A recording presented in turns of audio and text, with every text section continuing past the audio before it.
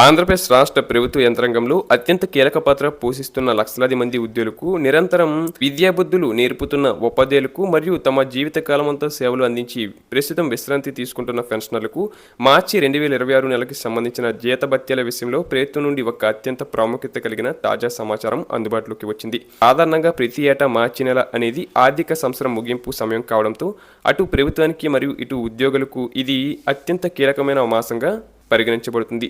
అందుకే ఈ నెలలో అందే జీతాలు మరియు పెన్షన్ల ప్రక్రియలో ఎటువంటి ఆటంకాలు కలగకూడదని ప్రభుత్వం ముందస్తుగా కొన్ని కఠినమైన చర్యలు చేపట్టింది. రాష్ట్ర వ్యాప్తంగా వివిధ ప్రభుత్వ శాఖల్లో విధులు నిర్వహిస్తున్న ఉద్యోగులందరూ తమ విధులను అంకిత భావంతో నిర్వహిస్తున్నారు. అయితే వీరి జీతాల చెల్లింపు కోసం ప్రభుత్వం ప్రతి నెల అనుసరించే పేరోల్ ప్రక్రియలో ఈసారి కొన్ని కీలకమైన మరియు సాంకేతిక పరమైన మార్పులను తీసుకొచ్చింది. ఈ మార్పులు ప్రధానంగా పారదర్శకతను పెంచడానికి మరియు నిధుల వినియోగాన్ని క్రమబద్ధీకరించడానికి ఉద్దేశించినవి. మార్చి నెలకు సంబంధించిన రెగ్యులర్ పేరోల్ ప్రక్రియ అనేది ఇప్పటికే ప్రారంభమైంది.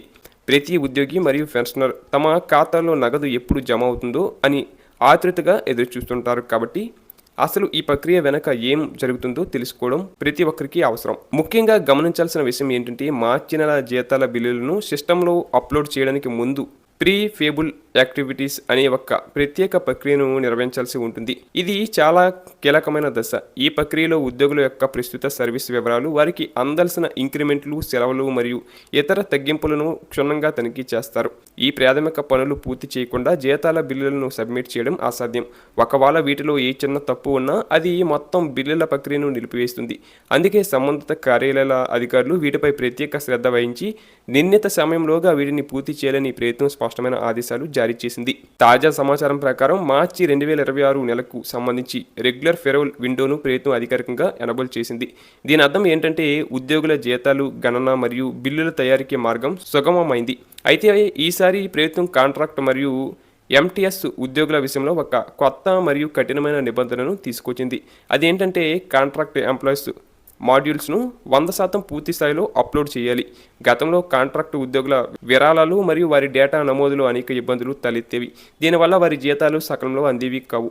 ఈ సమస్యను స్పష్టంగా పరిష్కరించడానికి ఇప్పుడు ప్రతి డ్రాయింగ్ అండ్ డిస్పర్సింగ్ ఆఫీసర్ తమ పరిధిలోని కాంట్రాక్ట్ సిబ్బంది సమాచారాన్ని పూర్తిగా ఆన్లైన్ సిస్టంలో నమోదు చేయాలని ప్రభుత్వం ఆదేశించింది. కేవలం ఈ వివరాలను పూర్తి చేయడమే కాకుండా సదరు వివరాలను సంబంధిత సబ్ ట్రెజరీ ఆఫీసర్ గారి వద్దకు పంపి వారి నుండి అధికారిక ఆమోదం పొందడం తప్పనిసరి. ఈ అప్రూవల్ ప్రక్రియ పూర్తయితేనే మార్చి నెలకు సంబంధించిన శాలరీ బిల్లులను ట్రెజరీకి సబ్మిట్ చేయడం సాధ్యమవుతుంది. ఇది ఒక క్రమబద్ధమైన ప్రక్రియ. మొదట డేటా నమోదు, తర్వాత వెరిఫికేషన్, ఆపై ఎస్టీఓ ఆమోదం, చివరగా జీతాలు విడుదల. ఈ క్రమంలో ఎక్కడా జాప్యం జరగకుండా చూడాలని ప్రభుత్వం అధికారులను హెచ్చరించింది. సాంకేతిక పరంగా చూస్తే ఈ పేరోల్ ప్రక్రియ నిన్నటి నుంచే ప్రారంభమైంది. అయితే ప్రభుత్వం ఒక నిర్ణీత గడువును కూడా విధించింది. మార్చి 21వ తేదీ నుండి మార్చి 27వ తేదీ వరకు మాత్రమే ఈ రెగ్యులర్ పేరోల్ విండో అందుబాటులో ఉంటుంది. అంటే కేవలం 7 రోజుల వ్యవధిలో రాష్ట్ర వ్యాప్తంగా ఉన్న వేలాది ప్రభుత్వ కార్యాలయాలు తమ ఉద్యోగుల బిల్లులను ట్రెజరీకి పంపాల్సి ఉంటుంది. ఈ 7 రోజుల గడువు ముగిసిన తర్వాత సాంకేతిక ఇబ్బందులు తలెత్తే అవకాశం ఉన్నందున అధికారులు యుద్ధ ప్రతిపాదికన ఈ పనులను పూర్తి చేయాలని అమరావతిలోని director of treasuries and accounts కార్యాలయం నుండి స్పష్టమైన ఆదేశాలు అందాయి. అలాగే మరో ముఖ్యమైన మార్పు ఏంటంటే ఎంటీఎస్ మరియు కాంట్రాక్ట్ ఉద్యోగుల జీతాల చెల్లింపు విధానంలో వచ్చిన సమూల మార్పు. ఫిబ్రవరి నెల వరకు వీరి జీతాలను పాత పద్ధతిలోనే ప్రాసెస్ చేశారు. కానీ మార్చి నెల నుండి మాత్రం వీరి జీతాలను కూడా ఖచ్చితంగా నిధి పోర్టల్లోని హెర్బో పేరోల్ ద్వారానే చెల్లించాలని ఖజానా శాఖ నిర్ణయించింది. దీనివల్ల కాంట్రాక్ట్ ఉద్యోగుల జీతాలు కూడా రెగ్యులర్ ఉద్యోగుల తరహాలోనే అత్యంత పారదర్శకతమైన డిజిటల్ విధానంలోనే చెల్లించబడతాయి. దీని ప్రధాన ఉద్దేశం ఏంటంటే జీతాల చెల్లింపుల్లో మధ్యవర్తుల ప్రీమియం లేకుండా నేరుగా ఉద్యోగి ఖాతాలోకి నగదు చేరడం మరియు రికార్డుల నిర్వహణను మరింత సులభతరం చేయడం.